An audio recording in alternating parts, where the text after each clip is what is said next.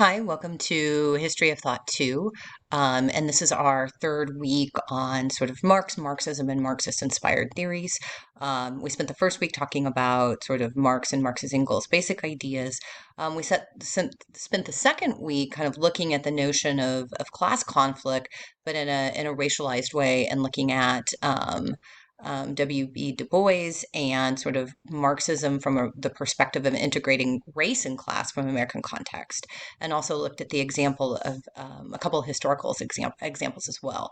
Today, we're actually going to um, kind of look at Marxism and Marxist thinkers from a different perspective, and look at the idea of mass culture and popular culture and how it fits into Marxist ideas, especially alienation and commodity fetishism. And so we're skipping ahead a bit in history now and looking at some ideas that came out of a school called the Frankfurt School in sort of the 1920s, 30s, and 40s. So a little later time period, but still it's building on some of these ideas from Marx that he developed in the 1800s that we talked about a couple years ago. So it's extending on a couple years ago, a couple weeks ago. So we're extending on Marx's ideas and looking at how other thinkers and philosophers have sort of taken up Marxist concepts but extended upon them. And so today we'll be talking about the Frankfurt School and Adorno and Horkheimer. So we're going to be looking at the kind of the historical context is the 1920s, 1930s, 1940s. And if you think about sort of what has happened in this time period and what the philosophers who are coming up with the theory that we're talking about today, the culture industry, what they had experienced in their lifetime. I mean, after World War I, which ended in 1918, you have the 20s, the Roaring 20s, but it's also kind of this culturally this sense of sort of malaise and, oh my gosh, what the hell happened? Why did all those people have to die? And then in the 30s, you get the Great Depression, you get the rise of fascism and Nazis in Europe, you get the Holocaust, and then of course in the 1940s, you get World War II. And so this is really a moment where a lot of people are wondering, especially sort of after World War II and after you've had these two world conflicts and the Holocaust and the Great Depression in between them, right? Has progress actually been achieved? Has human reason triumphed? What happened to this promise of the Enlightenment? And for many, and many intellectuals especially, there's a loss of faith in progress and reason, a loss of faith in technology and the ability of democracy to save us. And for some, there is this complete loss of faith. But for others, there's a search for answers on how to reclaim those promises and achieve real progress. So the Frankfurt School can sound a little pessimistic at times, especially what we're reading. But hopefully, when we talk about some other Marxist thinkers who are theorizing popular culture, we'll look at Stuart Hall next time. I just want to remind you, it isn't all dismal. There is some hope. So. So the Frankfurt School is a school of social theory and philosophy associated with the Institute for Social Research at the Goethe University in Frankfurt, and it existed basically in the 1920s and 1930s. Members were all mostly German, mostly Jewish Marxist thinkers, and almost all of these individuals immigrated to the United States during the rise of the Nazis and continued their work in the United States in the 1940s and the 1950s. Adorno, one half, probably the more famous half of the two authors of the article that we're reading today, The Culture Industry, Enlightenment as Mass Deception, he actually spends a relatively good amount of time in LA, sort of studying the culture industry up front. So you can imagine somebody, giving this harsh critique of mass culture while sort of also kind of enjoying it at the same time. Anyway, so the Frankfurt School is sort of a famous 20th century group of Marxists who want to challenge certain aspects of Marxism. So they're critiquing the Marx's what's seen as economic determinism. I mean, the fact that everything sort of goes back to material interest in the economy and everything ultimately is determined by that. I mean, they're kind of pushing against that. And they're also pushing against that Marxist idea that revolution or system change is inevitable, right? That it's inevitable that the workers will overthrow capitalism. They're like, yeah, no. They're also drawing on thinkers that we'll talk about later, such as Nietzsche and Freud. So when we get to Nietzsche and Freud, we can kind of make some connections back to the Frankfurt School.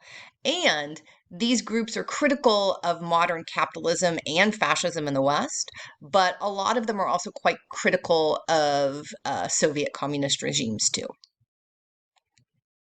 Um, so what they're really trying to explain is, from a Marxist perspective, why capitalism endured into the middle of the 20th century from their time, how capitalism helped decrease abject poverty and misery of the working class, right? Marx predicts that the working class is just going to get more and more miserable and more impoverished, and everybody just living on subsistence, and then they'll revolt. And obviously that didn't happen. I mean, obviously inequality still persists, but there's, at least in the 20th century, the rise of sort of social welfare states, and especially in European countries, the working class actually, is getting some level of benefits, some level of benefits. I mean, not quite what they should be, but some level. And they also think that we need to understand, how do we explain, in the context of sort of a Marxist perspective, the rise of fascism, the Holocaust, World War II, the violence of contemporary society. And they're really going to be looking at the sensory experiences of modern life and how individuals have changed, in modernity. I mean, modern life is very, very different for somebody in 1950 as opposed to 1850. I mean, there's a lot of similarities, but they want to look at sort of what's different, what can explain why this revolution didn't happen.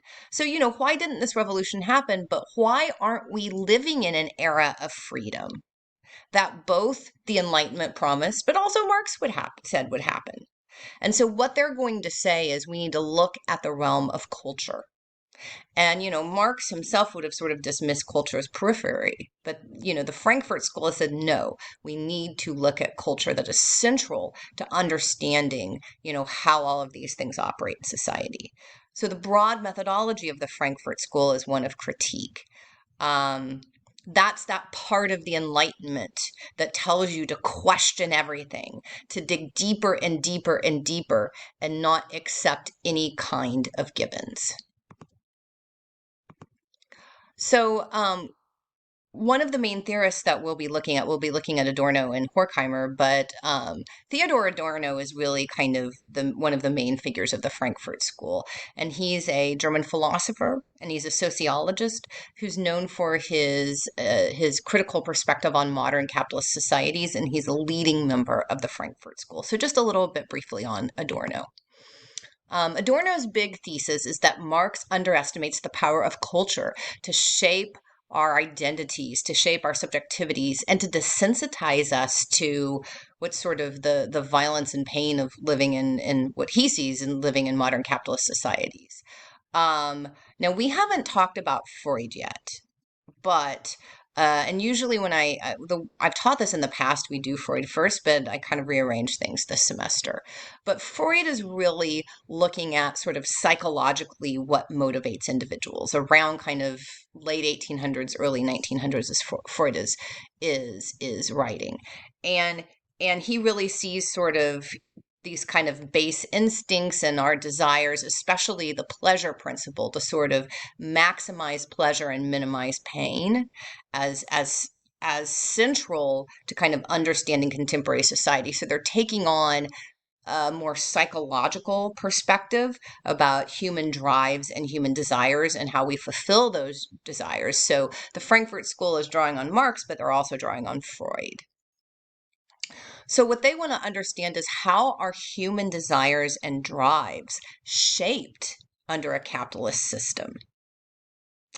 And, another thing that Adorno is looking at, besides the power of culture, besides sort of this more psychological aspect of human desire and pleasure, is this idea of negative dialectics. I'm not going to get in this too much, but I think it's just important, maybe in 3 sentences, to understand Adorno and Horkheimer's point here, is that contra Marx, the movement to history is not always in the direction of increasing freedom, right? Marx sees sort of this positive, progressive movement to history, as do Enlightenment thinkers, right? And that for a lot of 20th century Marxist inspired thinkers like the Frankfurt School, they're saying that this progressive processes of history have not actually happened under 20th century capitalism, because the forces that could sort of push against it have been co-opted, so that the working class has been convinced that their interests lie with the same interests as the dominant classes. And Adorno and his writing colleague Horkheimer for this article are going to say that this occurs through the culture industry, and we'll talk about what that is in a second. So in capitalist modernity, most people in sort of a industrialized society in the West, most people are not going to die of starvation. And not to say that it doesn't happen, but right, this is not, life isn't like what it was for a 1800s factory worker, right? You're not going to die of thirst. Contra what Marx said would happen, this immiseration of the proletariat, contra Marx's prediction that the working class would get poorer and poorer. But that means that the motive, because the working classes are materially in the 20th century a bit more comfortable than they were in the 19th century, and certainly a bit more comfortable than when they were all peasants under feudalism, that the motivation for revolutionary action is diminished and complacency has increased. So our space for critical thought becomes so important, because for Adorno and Horkheimer in their contemporary moment, that space is almost lost. And one of the main way that they think this space is lost is through the idea of the culture industry, which is, partly the title of the article. So what exactly is the culture industry? Well, the culture industry is exactly what it sounds like. It's the capitalist industries that produce mass culture. Okay. So it's, in our contemporary times, it's the large media conglomerates, right? During Adorno and Horkheimer's times, it would have been the movie studios, it would have been the music companies, it would have been book publishing companies, it would have been all of the kinds of capitalist businesses that produce mass culture. What's really interesting, though, in our contemporary time is how concentrated all of those are. And when we do our class discussion, I'm actually going to look at a chart, or show you a chart of how concentrated all of these are. That really, mass culture, the movies, the music, the TV shows, the books, the podcasts, the everything that we consume, a large portion of that, especially in the 20th century, is produced, right, by large capitalist enterprises who are directed by a profit motive, like every enterprise in capitalism, right? Obviously. So how is most cultural content produced, therefore, in modern capitalist societies is through appealing to the masses, right? So if you want to make a profit on a movie or a song, you're going to aim to appeal to as many people as possible. So most popular culture under capitalist mass production is akin kind of to factories producing standardized goods, films, radio programs, magazines in the mid-20th century. And that part of the culture industry also, I'm kind of giving you a preview for Adorno and Horkheimer, is that this leisure time where we consume these goods now requires less active and more passive engagement. Right? Watching screens instead of going to the movies, listening through earbuds. I mean, you can think of all of these critiques. A lot of people contemporarily will say that entertainment and consuming culture has become more passive. And they're observing this even in 1950. Now, of course, we can argue whether that's true or not, but this is their argument. So this is a famous article of theirs that you guys read a selection of. From 1944, The Culture Industry, Enlightenment as Mass Deception. So what do Adorno and Horkheimer argue happens to cultural products that are made under the culture industries of modern capitalism? And Adorno and Horkheimer themselves say on page 3, ever-increasing uniformity and standardization of the content of cultural products. Hit songs, oh, I'm sorry, that's what I said. It's an ever-increasing uniformity and standardization of the content of cultural products. So they say, quote, hit songs, stars in soap operas are cyclically recurrent and rigidly invariable types, where the details are interchangeable and ready-made cliches to be slotted in anywhere. Later in the essay, they say, as soon as the film begins, it is quite clear how it will end. So, as you know, it's interesting because one would say, well, wow, look at the 20th century and even into the 21st century. If you think of like the actual number of films, of now TV shows, of books, of movies, or I said films, of every kind of cultural product you can think of, hit songs, records, podcasts, all this kind of stuff. If you think of in terms of sheer numbers, there's been this proliferation of what we can consume compared to even like 100 years ago. So, Adorno and Horkheimer recognize that. They say the actual number of cultural commodities circulating in the economy grows to an almost staggering amount. So it may appear that the heterogeneity, the diversity of these commodities is also broadening. So there may be this appearance that there's so many things that we can consume culturally that there must be sort of a diversity of content, right? However, Adorno claims that along with this numerical expansion of pop culture is the stamping out of diversity and uniqueness. He says, quote, in a different essay you guys didn't read, in the Culture Industry Reconsidered, he says, quote, what parades as progress in the culture industry as the incessantly new, which it offers up, remains the disguise for an eternal sameness. That the cultural industry's proliferation of popular culture products goes hand in hand with the spread of conformity of content. So what actually happens to individuals in this system? What does this kind of do to us, I guess we could say, psychologically? And, what Adorno and Horkheimer are going to argue is that it's mass culture in a lot of ways that has sort of pushed society and pushed the working class into passivity, into sort of feeling like they have a stake in the capitalist system, or maybe just sort of satiating them enough to not care. So what exactly does uniformity in the content of these cultural products and viewing experiences and in sort of the pleasures we get from them, this uniformity, what does it do to the agency of consumers? Adorno says that conformity has replaced consciousness. That uniformity, and this is my words, constructs similar subjects, so similar sorts of identities, similar people who become increasingly more absorbed in their own consumption. So it creates false psychological needs that can only be satisfied by these mass cultural products. Individuals may believe that this consumption is creating their own individuality and personal identity, but for Adorno and Horkheimer, this is an illusion, right? So I watch X, I listen to Y, I read Z, and that's what defines, I wear A, and that's what defines who I am, right? That's commodity fetishism. Right, so they're really kind of looking at the role of commodity fetishism in 20th century mass culture society. So consumption of mass cultural products for Adorno and Horkheimer eliminates freedom, therefore, and individualism by constructing illusions of them through the consumption of these cultural objects. Okay, so if my identity and my perceived happiness is based on all the mass culture that I consume and my ability to talk to everybody about it and purchase, the song and, maybe be in a Facebook group with all the other people who like that artist and purchase all their music and all their t-shirts, that's sort of a very surface idea of identity. And it's kind of that mystical quality of commodities that we've talked about in terms of commodity fetishism.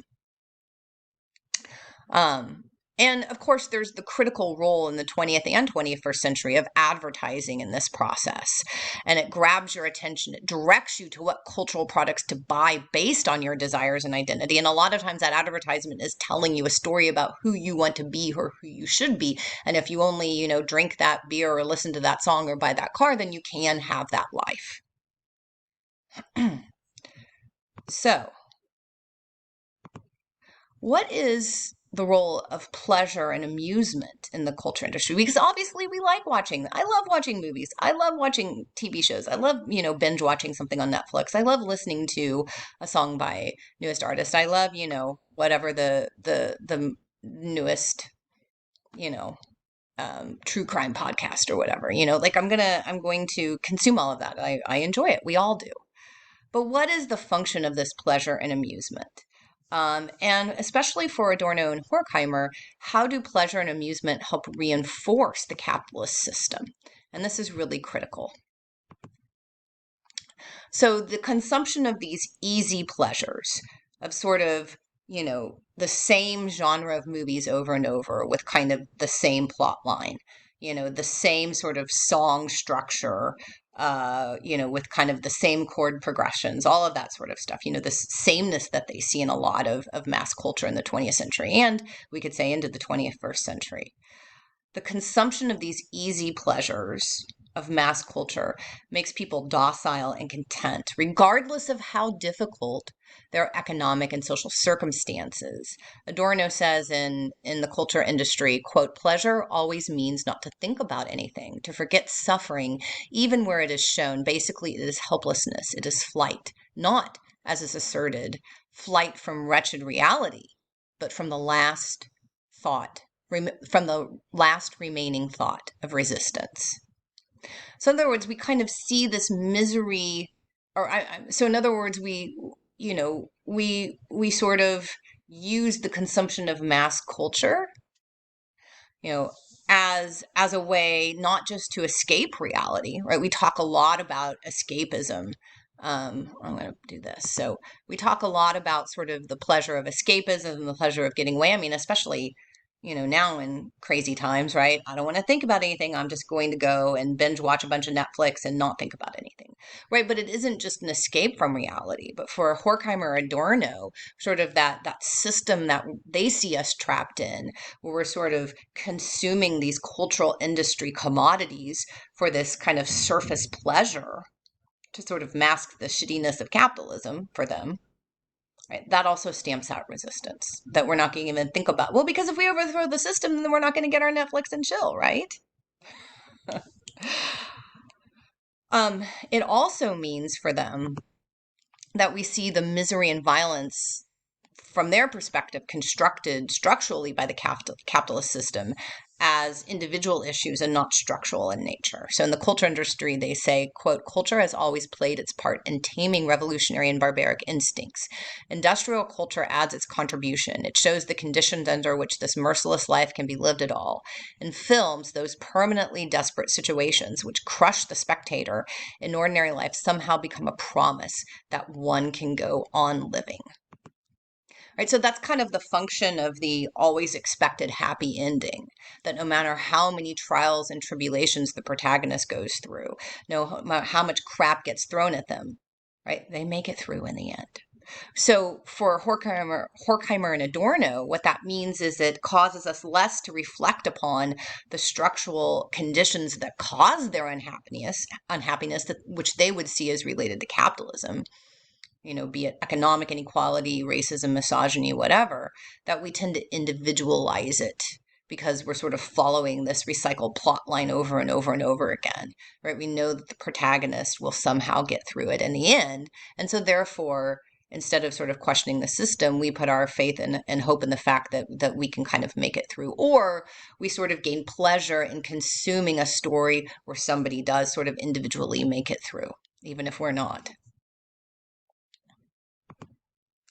So the culture industry satisfies these yearnings for sort of individuality, for freedom, through the consumption of products, right? Commodity fetishism, and thereby channels our desire for political change into the consumption of pleasure.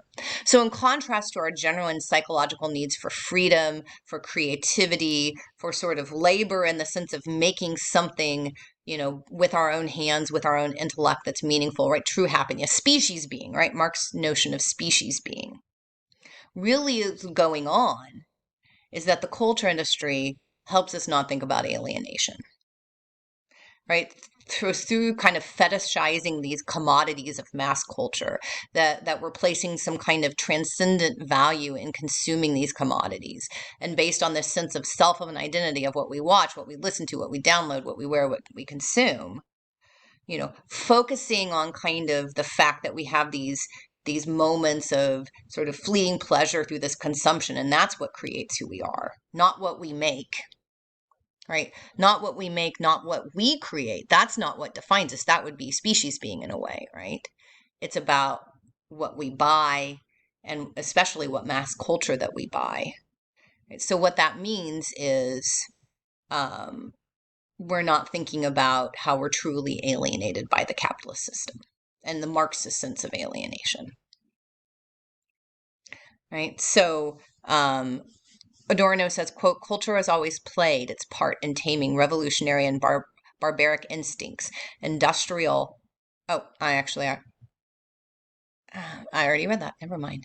So, but yeah, so it's kind of this desire for political change is stifled because we become complacent, creating these identities for ourselves around the consumption of products in our free time, which is separate from that shitty work that we have to do to make a job or to make a living, right? That job. So sort of work time and leisure time become separate. And work time is work, right? Making things, creating things becomes sort of blah, right? And we're sort of alienated in that sense. And then our free time is spent sort of consuming these commodities of mass culture that make us sort of complacent and think, this is enough. I can get by if I can just go home and watch the newest episode of my favorite show. So can products of mass culture create any room for political dissent and resistance against capitalism? That's really kind of the question. Adorno and Horkheimer are going to give you kind of a pessimistic view. And I will say, a lot of people make the point that they are engaging in a bit of hyperbole. They're kind of over exaggerating the system. I mean, I think that they do know that there are cultural products out there that are not just sort of homogenous sameness and isn't just sort of doing the same thing over and over again. But what they're trying to point us to is that most of what we consume increasingly in the 20th century capitalist society and definitely into the 21st kind of appears to have this diversity, but it's really all kind of the same. And to look at the psychological sort of reasons behind why we kind of consume this familiarity and this sameness. And what function it's actually serving in the capitalist society. But, they're kind of giving like the worst picture that they're painting the worst picture that they potentially can. The next section that you guys are going to do, the next topic for this week is Stuart Hall, also a Marxist, but I think giving us a little bit more flexibility in terms of room for dissent. So just a preview, there's going to be some hope later next time. So at first glance, some of the new forms of mass entertainment, and for Adorno and Horkheimer, this would have been like radio and television and also movies, could be seen as providing an opening for critique of dominant ideologies and ways of doing things. I mean, of course, we can think of millions of songs, of movies, of TV shows, of sort of popular artworks, all this kind of stuff that is purporting to kind of critique the dominant system or the way things are done, right?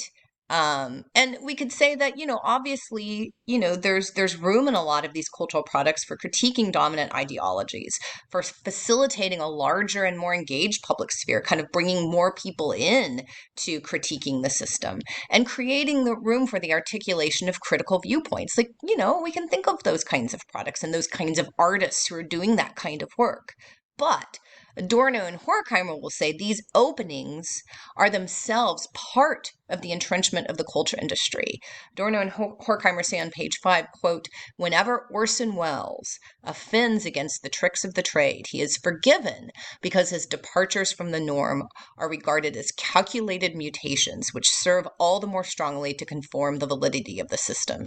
Now, you might not know who Orson Welles is, but at the time they were watching this, he was considered a very sort of innovative and a director who was sort of doing new things and trying new techniques and new narrative forms. And he was creating, he created arguably one of the best movies, the best movie of the 20th century made in the Hollywood film system, Citizen Kane.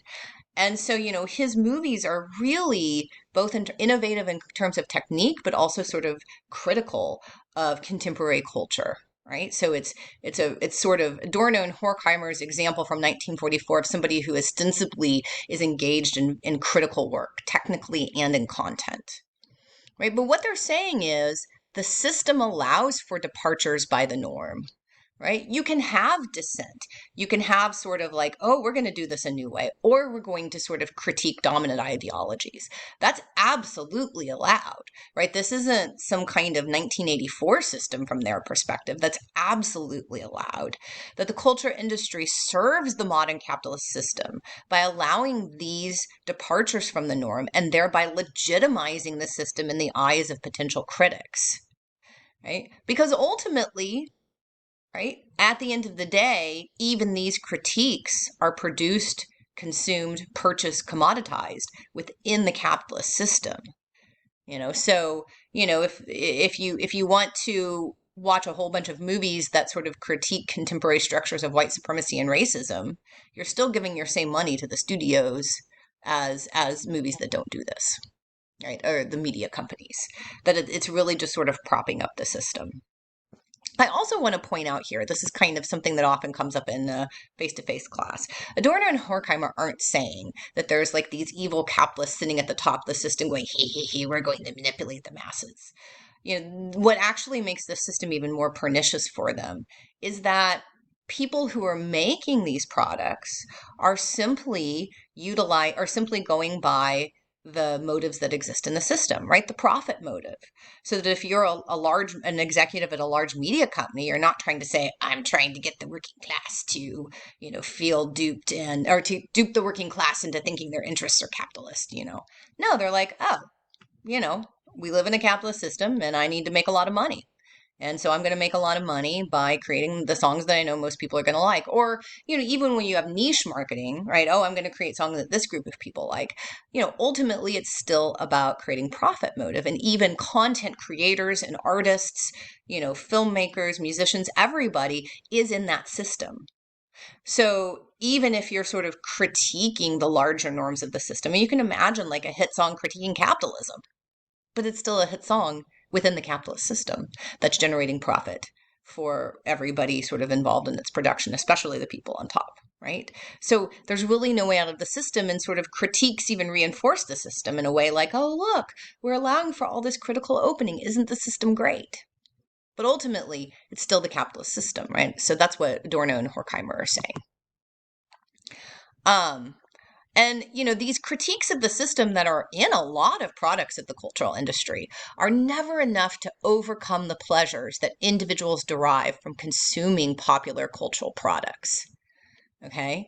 So, in other words, well, what that means is that we can maybe sort of recognize this, we can see what's going on, oh, hey, I'm going to buy so-and-so new song because I know that they support Black Lives Matter and I really want to support them and they have a message that I like. And we can kind of, I think, step back and say, yeah, but, also means that I'm giving money to their record label. Is that really kind of undermining systems of white supremacy, or is it just sort of lining, the pockets of some old white dudes who own the record companies or own the media and conglomerates? But ultimately, in the end, we almost always make the decision to buy what it is that we want to consume.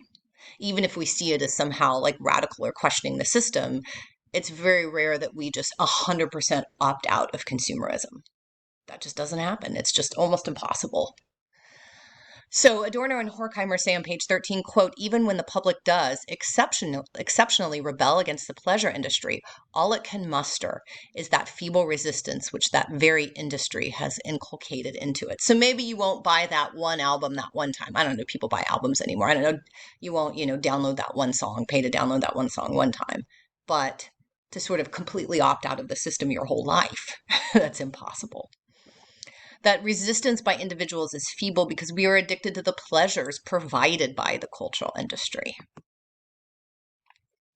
So are we complicit in our own manipulation? Because, often when I teach this class and I'm getting feedback from students in class, it's like, yeah, like this is all familiar. Like we know this. This isn't like, I haven't just like blown your mind like, oh, I've never thought about that before. We all know this stuff, right? I mean, it's pretty obvious. The last line of the culture industry essay you guys have assigned is, quote, the triumph of advertising in the culture industry is that consumers feel compelled to buy and use its products, even though they see through them. And Adorno develops this idea a little bit more in a later essay, which I've quoted from in this lecture, The Culture Industry Reconsidered. And sort of towards the end of it, he explains this idea a little bit.